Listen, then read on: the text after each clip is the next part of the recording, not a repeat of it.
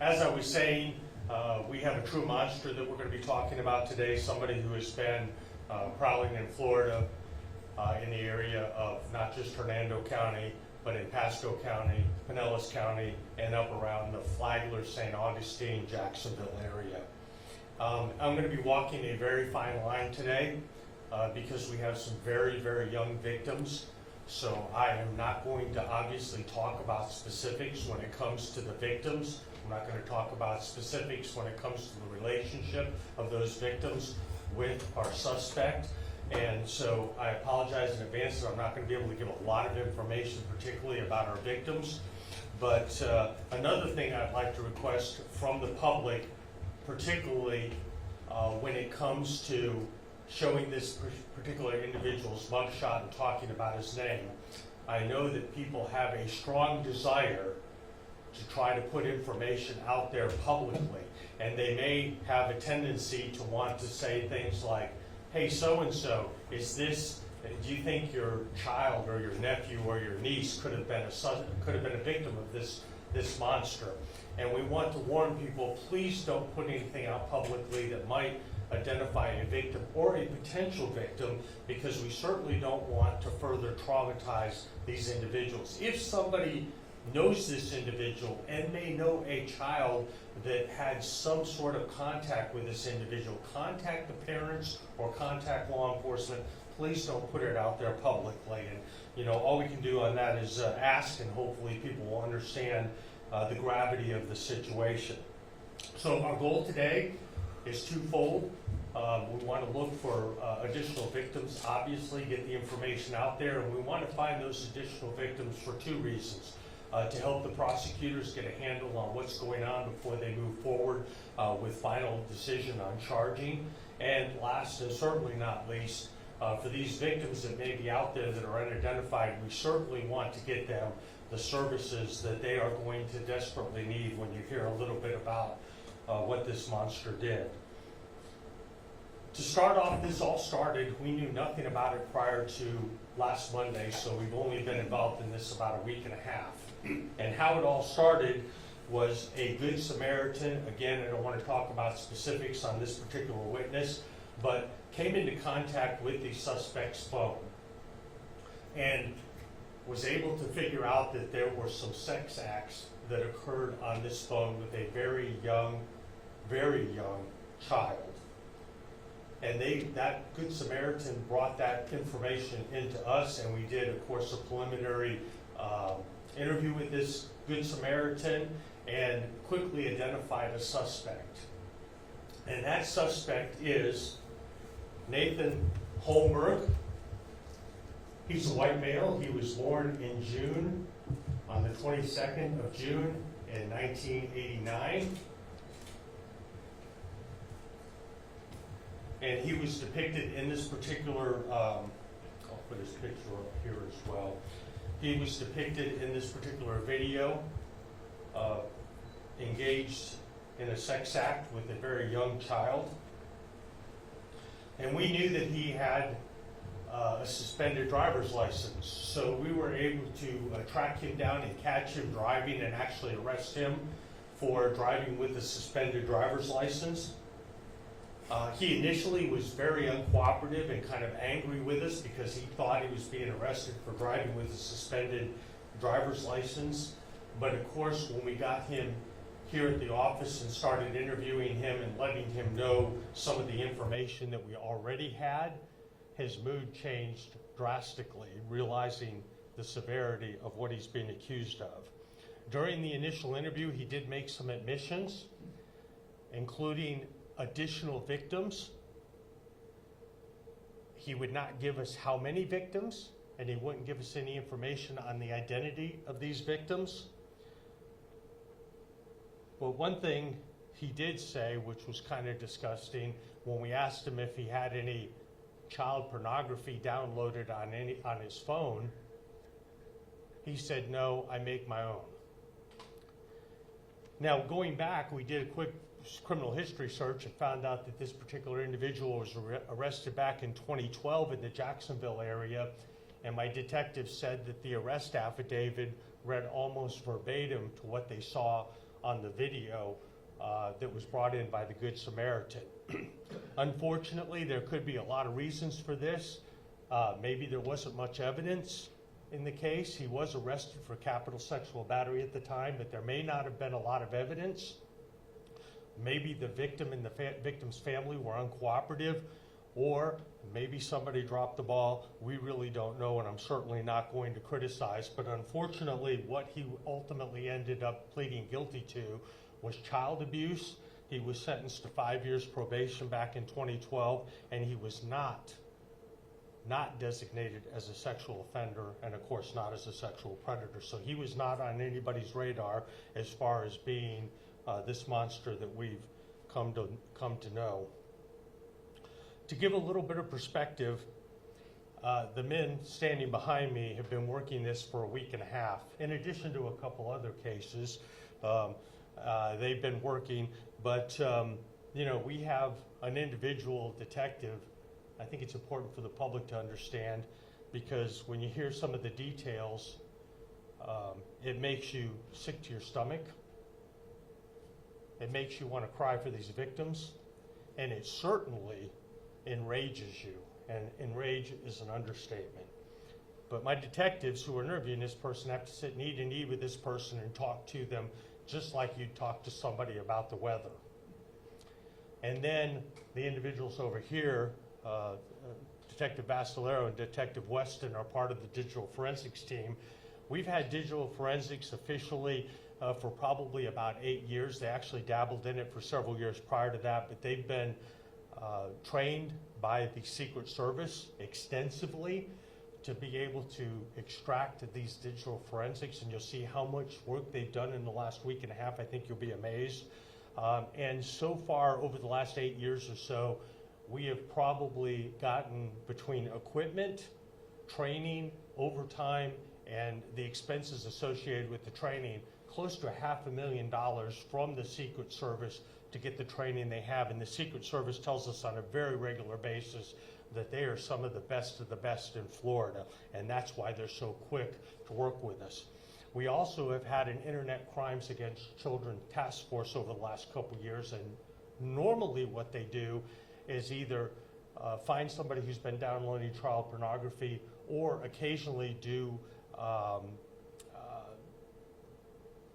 things where they try to lure somebody in who is looking for sex with a minor. So fortunately, we had the groundwork to be able to work this case very, very quickly. And as I said, I get to work with some of the best people I think that I've ever known in 40 years in law enforcement. So what we did is we immediately authored a search warrant for that cell phone. We quickly identified 6 additional victims in addition to the original victim that was brought to us by that Good Samaritan. And as late as yesterday, we've actually identified a 7th victim. So we have 8 total victims so far just on that cell phone. And all of these have occurred, we believe, since the incident in 2012 in Jacksonville. To give you a little perspective on what we found on that cell phone is 650 pictures or videos. About 100 of those are videos of child sexual abuse material. So this individual was very prolific. Many, if not most, of those videos and pictures are voyeuristic in nature, meaning that the suspect had set up the phone or set up the video, the phone in this case, and then later on committed these acts. So the child likely did not know that he or she was being videotaped.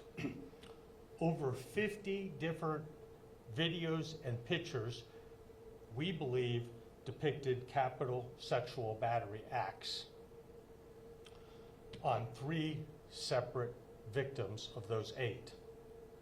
Then we have over 80 that depicted lewd and lascivious contact by the suspect, meaning the suspect touched the victim in an inappropriate way, of the remaining 5. And of course, he also did that with the original 3.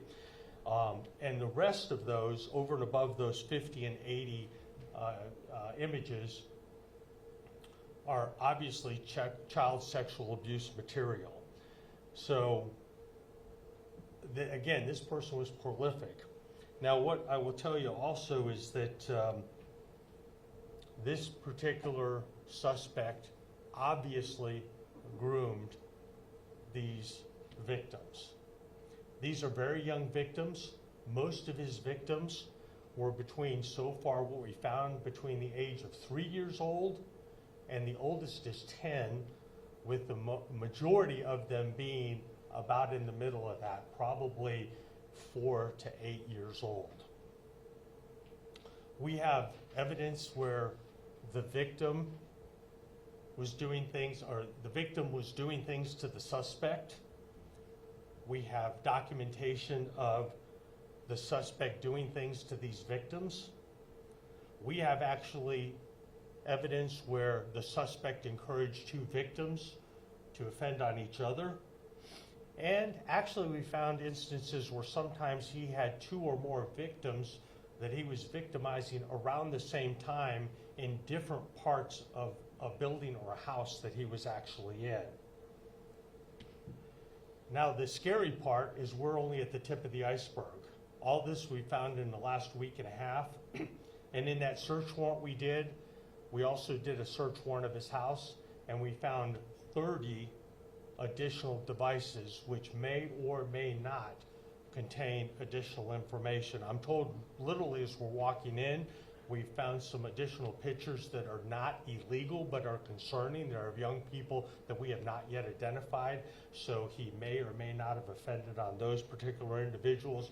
But you can imagine 30 separate devices that we're going to have to go and try to determine if there's any additional evidence or any additional victims. But again, we're really looking for the help from the media and from the public. If you know this individual and you know that he has interacted with children, please give us a call and give us the specifics on that. Now, almost immediately, we started thinking about prosecution, and I have been talking with our state attorney, Bill Gladson. He has obviously been involved, and his office has been involved from almost the first several hours of this case. And I've also personally talked with our Attorney General, Untermeyer, and he is on board. He has assigned his statewide prosecutor to help us out, and they've actually developed a task force. So I believe we've decided on 9 different detectives, correct? Yes, 9 different detectives are going to be part of that task force, and they're going to be given statewide jurisdiction in case we come up with any additional victims from this person. And so we're going to have the state attorney's office, the attorney general's office, the statewide prosecutor, and they've also assigned a liaison from the Florida Highway Patrol in case we need any logistics and transportation. And so that's where we stand right now. Now again, how can people help? First of all, be very cautious about identifying victims or potential victims publicly. We talked about that, and I can't stress that enough because we see so much on social media. People want to be helpful, and it's so easy to say, hey, I think so-and-so's a victim or whatever. We definitely don't want that. Please talk to the parents privately or contact law enforcement privately, and we'll look into it. Now, I want to give you also some information of where this person has lived. From 2001 to 2011, this person lived in Newport Richey on Bramblewood Drive. We'll get this information probably out to you via media alert as well. In 2011 and 2012, when this particular original case happened in Jacksonville, he lived on Cap Ferret Street in Jacksonville. Of course, these are registered addresses, whether he moved around. This is about the time that he was college age in Jacksonville, so again, he may or may not have been living in these places. Then 2012 to 2015, we have him on Cherry Lake Drive in Jacksonville as well. Then in 2015, he moved back to Port Richey on Hunt Club Lane. In 2018, he was living on Bramblewood Drive again in Newport Richey. And then 2018, we actually have him living in St. Petersburg at 2930 64th Avenue North in St. Petersburg. And then 2018 to 2024, he was living on 8th Avenue Southwest in Largo. We think some of the victims are in the area between Pinellas Park and Largo, probably around this same time. And then Most recently, over the last year or two, he's lived on Hexham Road here in Weeki Wachee. We also have information that this person worked as a babysitter or a nanny. We have information that he volunteered as a coach.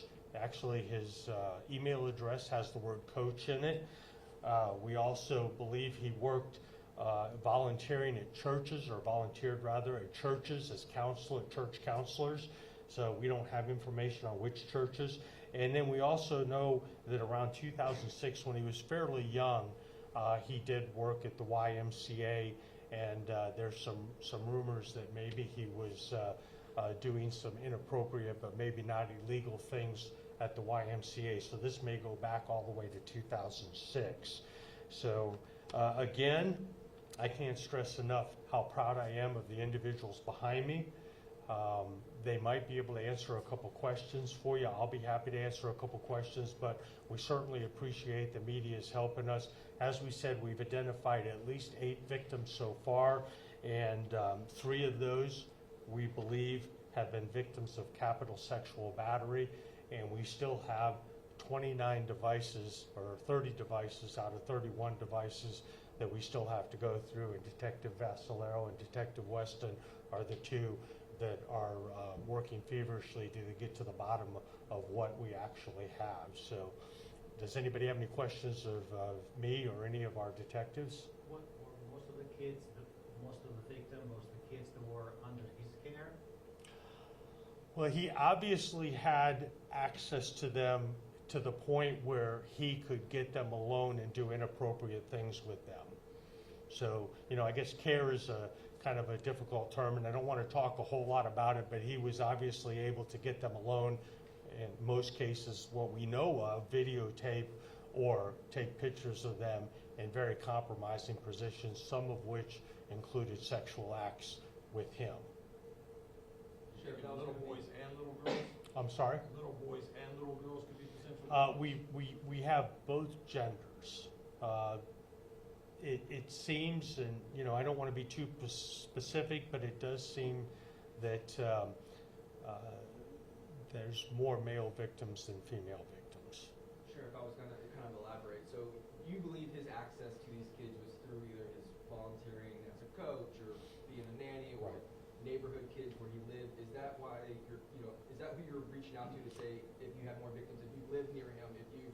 Yeah, exactly. We don't really know. We're a week and a half into this. He has not been totally forthright. He has admitted, obviously, and we verified what he admitted, but he wasn't telling us. We had to use other means to identify these. I think we've had all 8 of the victims and at least talked to the victims and talked to their relatives, their guardians, so it should not be a surprise to them.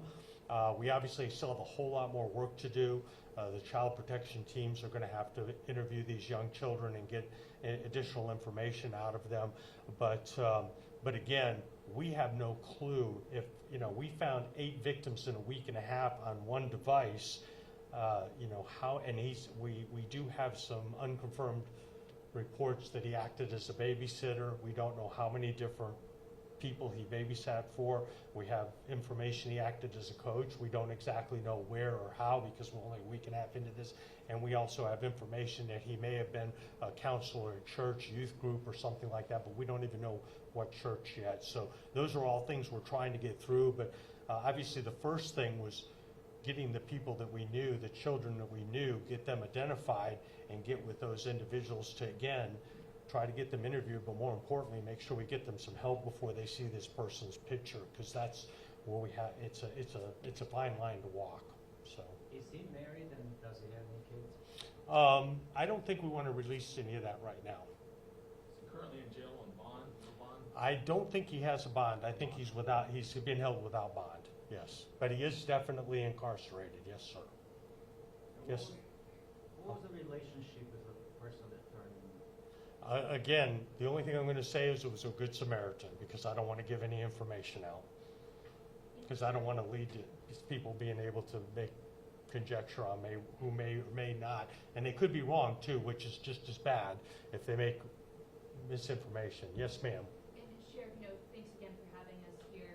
And I just kind of wanted you to reiterate how important it is that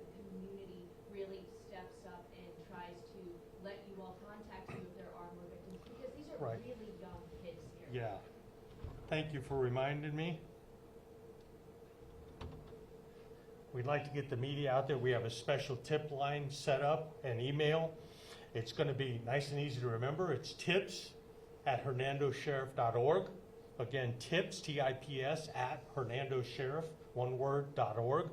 And the telephone number is going to be area code 352, of course, 797-3899. Again, 797-3899, and that's area code 352. If anybody recognizes this guy and say, hey, he was hanging around some kids that I know, give us that information, or talk to those parents and have those parents contact us so we can get our detectives to interview these individuals. And, you know, unfortunately, it's when we had the first 7 victims, I said there was, or 7 or 8 victims, whatever, we had the first, all but the last one we found yesterday. I said, I know we're going to find between 1 and 10 more victims, maybe more, because this individual, obviously, what happened in 2012, he's not going to stop doing this. So we know there's probably more victims out there, and we want to get them the help and get them interviewed. So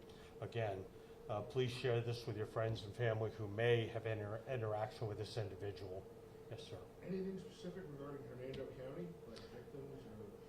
Yes, we definitely, I would say, probably the majority of the ones we have so far, or at least a good portion of the capital sexual batteries have evidence has occurred here that we think so. We do have a few. We have quite a bit of evidence that a lot of it, if not, you know, again, we're still trying to narrow down exactly where it occurred, and that's going to come from interviews with guardians as well as the victims.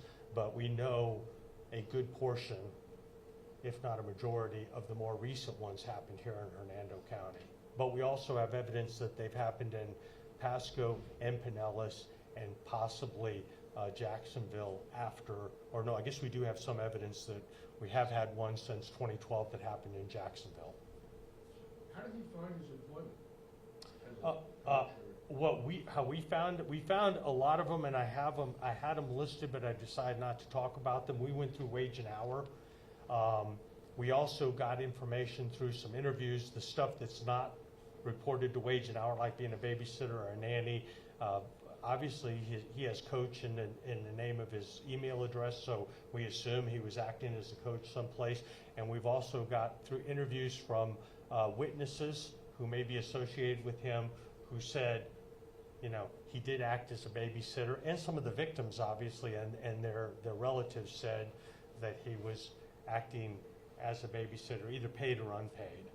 Sheriff, is it concerning that for 13 years he's, you know, from the 2012 incident has kind of been able to be out there and maybe continue to commit these crimes? And does it speak to maybe how difficult it was to investigate these crimes 13 years ago as it is now? Well, again, I have no idea what happened 12 years ago other than that he was arrested for a capital sexual battery, and he was found guilty of child abuse and wasn't listed as a sexual offender. It's easy to get mad about that and get frustrated, but I know that sometimes there's things beyond anybody's control. That being said,